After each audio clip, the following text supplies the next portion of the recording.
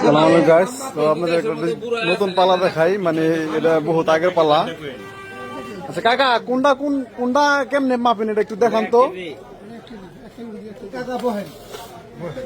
দেখান কাকা, আপনি দেখান না দেখান।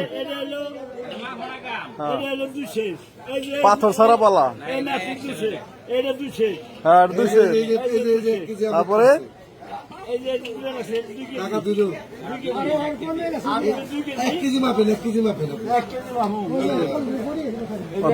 দড়ির মধ্যে এটা পাথর লাগে না। এই যে বহুত আগের পালা